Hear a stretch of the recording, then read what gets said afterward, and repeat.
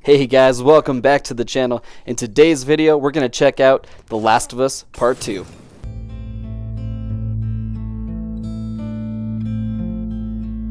Welcome back to the channel, guys. It has been a couple days since I uploaded a video.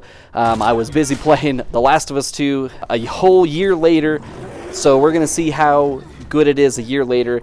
I never played this. Well, I shouldn't say I never played it. I played it when it first came out, and then there are certain things that we're going to talk about that just made me like put it off for a long time. And as we're getting ready to move and packing up all our stuff, I saw it and I was like, I paid for it, I gotta finish it, and I hate wasting money. So we're back at it. Just like I said with all my other videos, guys, we kind of go over some of the pros and cons of what I really liked and what I really didn't like about the game. Starting off with some of the good stuff about The Last of Us 2.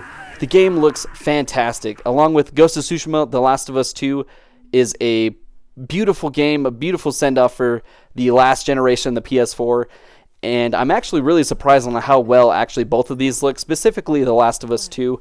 It looked really amazing. There are so many shots where you go up a hill or you go up a building or whatever, and you just see like the view and just the graphics and the way things look, and everything just looks top notch. Really enjoyed the way that this game looked and was really pushing the limits of what the PS4 can do. Now, I did play this on the PlayStation 5, but I did start it when it first came out on the PS4. So, and it even looks even better on the PS5. Going on to the next thing that I really enjoyed was that the game as a whole was a very dark atmosphere, and I actually really enjoyed that. I think it fit the setting that they were trying to tell, the story that they were trying to tell, and overall I just really like the dark and bleak setting of this game. It really, I don't know, I just really like that stuff. Like, I really like Bloodborne, that's really dark, and I just really like those type of games. So the voice acting in this game was all top notch. I think this is like the third or fourth game that I played that had Troy Baker in it, and he, as always, does a phenomenal job voicing Joel. All the other voice actors, Ellie, Abby, were all fantastic, and they did a really good job. I thoroughly enjoyed the voice acting in this game a lot. The next bullet point that I really actually enjoyed was the music. I really enjoyed pretty much all of the music in this game. All the guitar riffs and melodies that they put in this were all really cool. I really enjoyed like just the music, especially like when it got like real bleak feeling, and then the times where there's the bosses. Like, just all the music in general just was really good, and I thoroughly enjoyed the music as a whole. Now, this is the sequel, of course, and they did introduce a few more zombies. Not as much as I particularly would have wanted. I wish that we would have got at least a couple more, but it was cool to see some of the oh shoot, I'm already forgetting what they're called. They're like the big armored ones, kind of like the bloaters, but a little bit different. So that one was cool, and then they introduced the Rat King at the end. But it was still cool seeing new zombies. One thing that they did do in this game that was kind of my gripe in the first one is that there was lots of zombies and there was lots of clickers, and I just wish that we encountered the clickers more, like some of the harder enemies a little bit more. And in this game, they dialed it to like a 12, and you encounter clickers pretty much all the time now. And there's a few of the bloaters, which I think in the first game there's maybe like 1 or 2 bloaters. This one you encounter like freaking 50. So there's a lot more of those zombies, a lot more of the hard enemies. Minus the Rat King, I think you just fight him just the one time.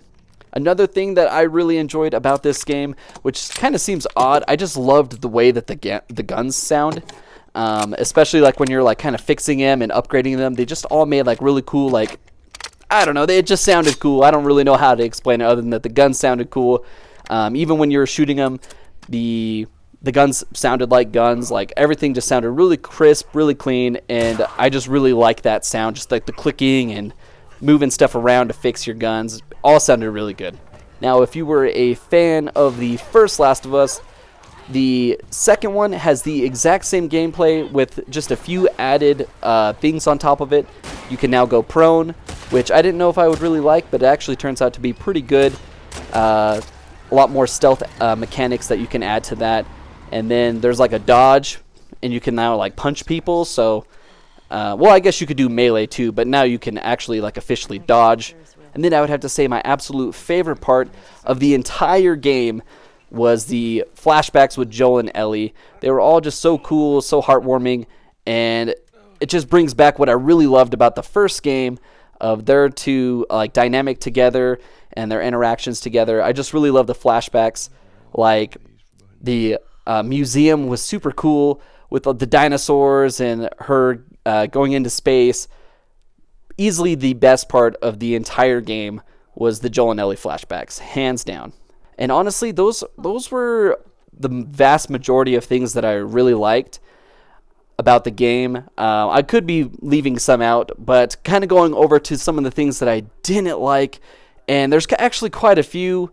Just jumping right into it, the first thing that I didn't like, which is kind of the elephant in the room, is that Joel dies way too early. Like, I'm not even kidding. He died in like the first, I think, hour and 30 minutes of the game, and it just, like, I knew that Joel was gonna die, like, because he pretty much went guns blazing through the hospital in the first game and, you know, took out a ton of people. I knew that it was coming, but I wasn't expecting it to be the first, you know, hour to 2 hours of the game. I think when I looked at it, it was like an hour and 33 minutes for me. Like, it's super early, especially when it's a 25-hour game, and the main character from the first game, you know, is off in the first, I don't know, it just seemed like that it could have been done better. Like, the whole event of him dying with Abby, I think was fine. I mean, it made you not like Abby, but I think just the time that it happened at the beginning of the game just really kind of put a bad taste in my mouth for the rest of the game, because I was just like, and that's what I said at the beginning. That's what originally made me not want to play anymore, is that I started it, paid my $60, you know, you're watching the advertisement for this, and you're like, yeah, Joel and Abby, or not Joel and Abby, Joel and Ellie, and then you play the game and you're like, oh wait, there is no Joel. Joel's gone. So really annoying. And which kind of segues into the next part that I didn't like at all. That just doesn't make sense. Is that Abby, like, they killed Joel, but then they let Ellie and Tommy live, who are literally in the room with him. His brother, which he's like, oh, this is my brother Joel, like, and then you see this girl busting in and killing people, and you don't expect, like, why didn't they just off them? Don't they know that those people are gonna more likely come back for revenge? You literally just offed their loved one right in front of them, and you're just going to let him go? Like, it just didn't make sense. Like, if the roles were flipped and this was something like with Abby, Joel, Ellie, and Tommy would have no hesitation. It's like, oh yeah, these people are bad, let's take them out. Because in Abby's point of view, Joel's bad, these people are bad. It doesn't make sense that she didn't take them out. And even going along with that, Abby says in a flashback that she finds out that Joel's brother, right? But she doesn't know what Tommy looks like, because later when it does the flash forward, when, you know, Joel and Tommy save them at the very beginning, she doesn't recognize Joel or Tommy. And then on top of that, she shoots the first Joel that she meets. Like, he's like, oh, I'm Tommy. No one says anything. And then all of a sudden he's like, oh, and I'm Joel. And they're like, and they just take out the first Joel that they meet.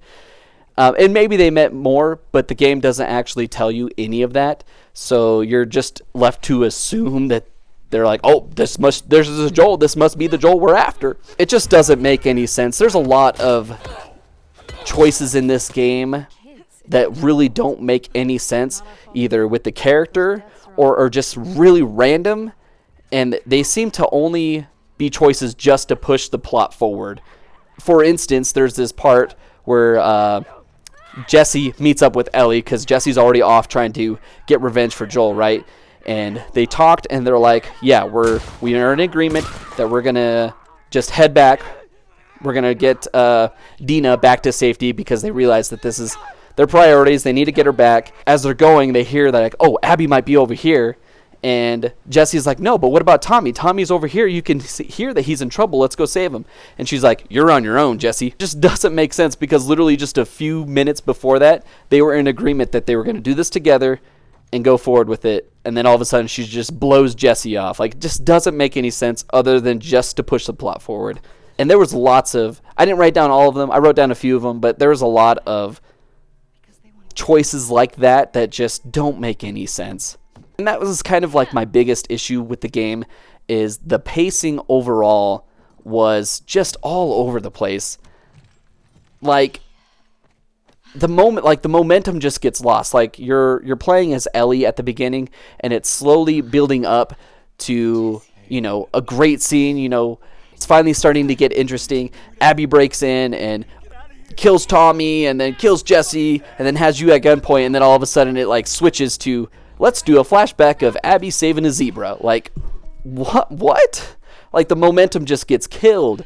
I wrote it down here on my note here as buzzkill moments. There's so many buzzkill moments where the story's actually getting good and the momentum's getting there, the tension is building, and then right at the moment that you're going to find out what everything happens, it switches on you. Like, and it's not just doesn't do it just once. It happens several times, and that's what I just wrote. Lots of buzzkill moments.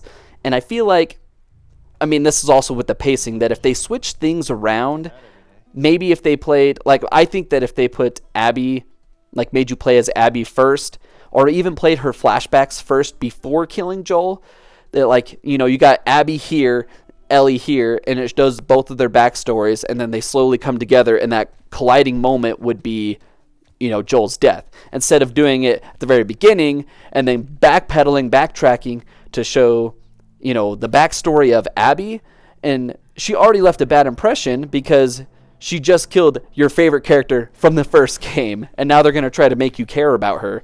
Like, no, they should have done it the other way.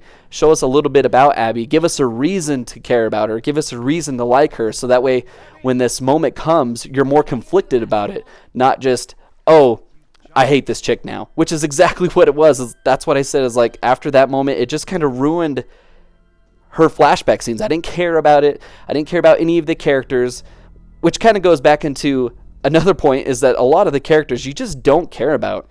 Not only on Abby's side, which pretty much all of them besides, oh shoot, what's his name? The girl that, or the guy that Abby likes, was kind of interesting because he was just like, hey, I'm done with all this. But literally all of the characters are just, you just don't care about them. They didn't build enough. They didn't have a whole game like Ellie and Joel to build upon. It's just like, oh, she's friends with the bad guy. Let's make you care about them. And so, like, when Ellie kills them, you're just like, meh, whatever. And kind of same with on Ellie's side too. There's like Dina, and they have like these moments that are good, but I just kind of feel like there's like no chemistry between them two. Not like to the extent of like Joel and Ellie. It's just, I don't know, just a lot of the characters were either unlikable or you didn't care about them.